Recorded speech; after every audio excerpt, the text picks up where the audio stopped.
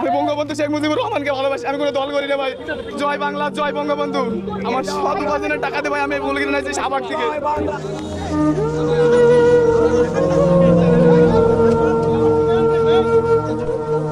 আজিজ রহমান পেশায় একজন রিক্সা চালক। 15ই আগস্ট ধানমন্ডি 32 নম্বরে গিয়েছিলেন বঙ্গবন্ধু শেখ মুজিবুর রহমানকে শ্রদ্ধা জানাতে।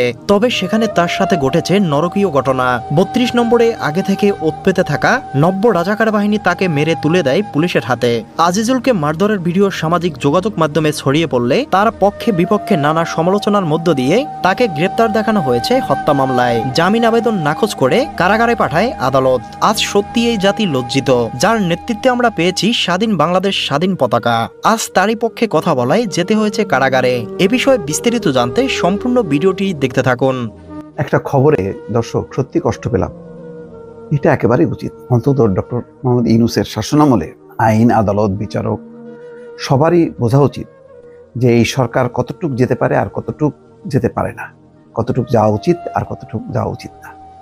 দেখেন, সেই 32 নম্বরে ফুল দিতে যাওয়া যে রিক্সা চালককে আটক করা হলো, তাকে রীতিমতো কারাগারে পাঠিয়ে দেওয়া হলো জামিন না মঞ্জুর করে। এটা কোনো অপরাধ হইতে পারে? মানে এটা তো সেই হাসিনা সরকারের চেয়েও একটা জঘন্য কাজ হলো। আমার মনে হয় হাসিনা সরকারের আমলেও বোধহয় এরকম ঘটনা ঘটেনি, এখন যেটা ঘটলো। এটা কোনো কথা হইতে পারে? এক হলো যে ফুল দেওয়া তো একটা অধিকার, আমি ফুল দেব, আমি কোনো কর্মসূচি করতেছি না, আমি সরকারের বিরুদ্ধে কোনো স্লোগান দিচ্ছি না, আমি স্ট্রেট শুধু ফুল দেব। এই ফুল দেওয়ার অধিকারটা যদি স্বীকৃত না হয়, তাহলে কিসের গণতন্ত্র, কিসের মানবাধিকার? আপনি চলবেন কি করে? তাহলে তো কোনো বিরুদ্ধ মতই দাঁড়াবেন। এখন তো একটা এক্সাম্পল তৈরি করতে হবে যে না, ইউনূস সরকারের সময় গণতন্ত্র এরকম, মানবাধিকার এরকম, আইনের শাসন এমন। এটা কোনো কথা হলো? এটার পক্ষে কি আমি যুক্তি দেব? কি বলবো যে না, কাজটা খুব ভালো হয়েছে? বলেন। ছি ছি ছি ছি। দেখেন খবরটা কি, আমি দেখে চমকে উঠলাম যে ঠিক আছে, পুলিশ আটক করছে, ওই জনতা তাকে মারধর করছে। ভাই, জনতা যে মারধর করলো, ওই জনতাটাও তো ভুল করলো। তো যদি আটকই করতে হয়, তাহলে তো তাদেরকে আটক করতে হবে।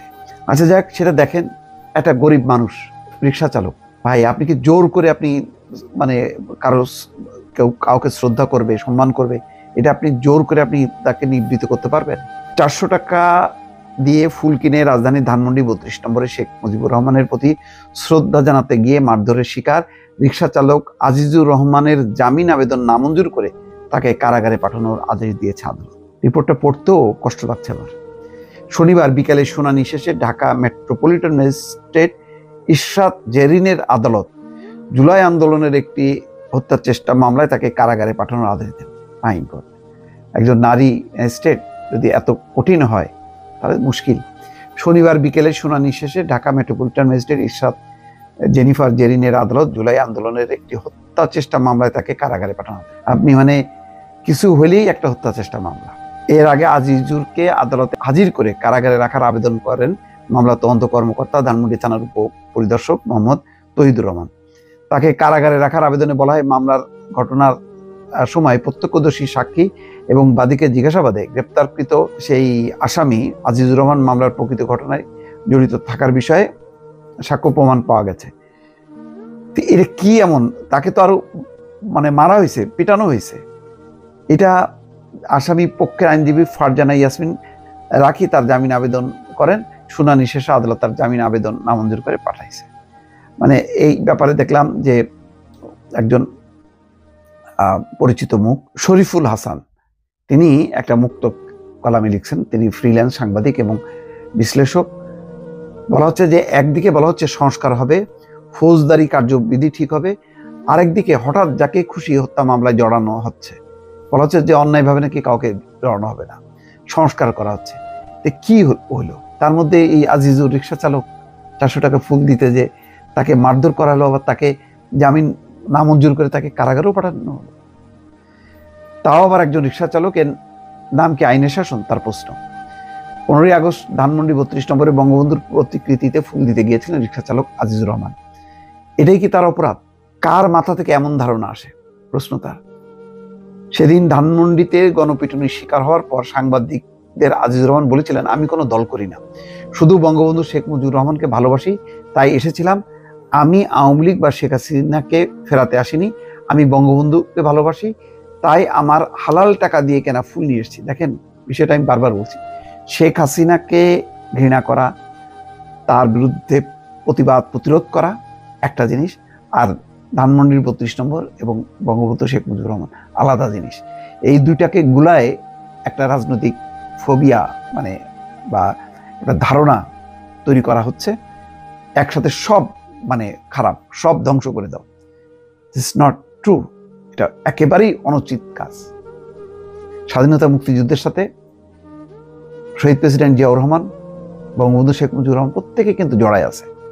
সুতরাং বঙ্গবন্ধুর দুইটা দিক আছে, একটা হলো তার বাংলাদেশের স্বাধীনতা মুক্তিযুদ্ধের রূপকার তিনি, স্থপতি তিনি, আবার তার দুঃশাসন অপশাসন আছে।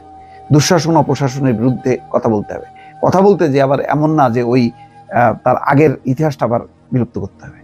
শেখ হাসিনার 15 বছরে এটা পুরোটাই দুঃশাসন, এই ব্যাপারে কোনো সন্দেহ নেই। আবার তিনি 96 একটা গণতান্ত্রিক শাসনের মধ্যে ছিলেন, এটাও আবার তার প্রশংসা করতে হবে। এরশাদ বিরোধী আন্দোলনে 2 নেত্রী আন্দোলন করেছে, সেই সাথে শেখ হাসিনা এবং খালেদা জিয়া, এই অবদানের কথা আবার মনে রাখতে হবে। একেবারে সবকিছু উড়াই দিয়ে ধ্বংস করে দেব, এই মনোবৃত্তিটা ভালো না। ধানমন্ডি 32 নম্বরে বঙ্গবন্ধুর প্রতিকৃতিতে ফুল দেওয়ার কারণে তাকে প্রকাশ্যে মারধর করা হলো। এরপর আবার জুলাই আন্দোলনের হত্যা চেষ্টা মামলায় আসামি বানানো হলো, আদালতও তাকে জেলে পাঠালেন। তাহলে এটাই কি আইনের শাসন? প্রশ্ন সেই শরীফুল হাসানের, যে কি ধরনের মানে আইনের শাসনের কথা বলা হচ্ছে। পুলিশ ও আদালতের তথ্য অনুযায়ী সরকার বিরোধী আন্দোলনের সময় 2024 সালের 4 আগস্ট একটা যে হত্যা চেষ্টা মামলা হয় তাকে দেখানো হলো এই আসামি হিসেবে। এটা ঠিক না। মানে একজনকে যেহেতু ওই ফুল দেয়া, শ্রদ্ধা জানানো, সেটা তাকে আসামি করা যাচ্ছে না, সেই জন্য তাকে একটা হত্যা চেষ্টা মামলায় জড়ানো হলো। প্রশ্ন হলো, যিনি তাকে গ্রেপ্তার করলেন, পুলিশ যাকে 1 বছর আগের মামলায় আসামি বানালেন, যিনি তাকে জেলে পাঠালেন, তাদের কি সত্যি কোনো স্বাধীনতা আছে? এইভাবে পুলিশ আদালত সবাইকে দিয়ে প্রাতিষ্ঠানিকভাবে অন্যায় করিয়ে দেশে আইনের শাসন প্রতিষ্ঠা হবে কিভাবে? এটাই কি সংস্কার বলা হয়? আজিজ যদি সত্যি কোনো রাজনৈতিক দলের কর্মী হন, যদি হত্যার চেষ্টা মামলায় যুক্ত থাকেন, তাহলে এতদিন তাকে গ্রেপ্তার করা হলো না কেন? ফুল দিতে গেলেই সে হত্যা চেষ্টার মামলার আসামি হয়ে গেল, এটা প্রশ্ন। ধানমন্ডি 32-এ ফুল দেওয়া যদি অপরাধ হয়, তবে কোন আইনে সেটা অপরাধ? সেই ধারাতেই তাকে শাস্তি দিন। কিন্তু তাকে জুলাই আগস্টের হত্যা মামলার আসামি বানানোর এই চেষ্টাটা একেবারে স্পষ্টই মিথ্যা, তাই তাকে অবিলম্বে মুক্তি দেওয়া উচিত। 17 কোটি মানুষের চোখের সামনে রাষ্ট্র, পুলিশ, আদালত সবাই মিলে একটি মিথ্যা এবং অন্যায় কাজে যুক্ত হলো। এভাবে দেশে সুশাসন প্রতিষ্ঠা করা সম্ভব? রাষ্ট্রকে বলতে হবে এই সব মিথ্যাচার বন্ধ করুন। অন্যায় এবং মিথ্যা মামলা দিয়ে হাজার হাজার মানুষকে মাসের পর মাস কারাগারে রেখে কোনো সংস্কার আনা যায় না। জুলাই আগস্টে এত মানুষ রাজপথে রক্ত দিল এসব মিথ্যাচার দেখার জন্য? দেশের মঙ্গল চাইলে এসব বন্ধ করুন। কিছু না পারলে অন্তত বিচার বিভাগকে স্বাধীন করুন, আইনের শাসন প্রতিষ্ঠা করুন, না হলে সব বৃথা যাবে।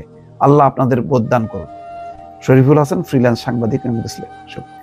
দেখেন, তাহলে তার এই শরীফুল হাসান যেটা বুঝতেছে, আমাদের আইন, আদালত, ম্যাজিস্ট্রেট, সরকার, রাষ্ট্র বুঝলো না। খুবই দুঃখজনক দর্শক।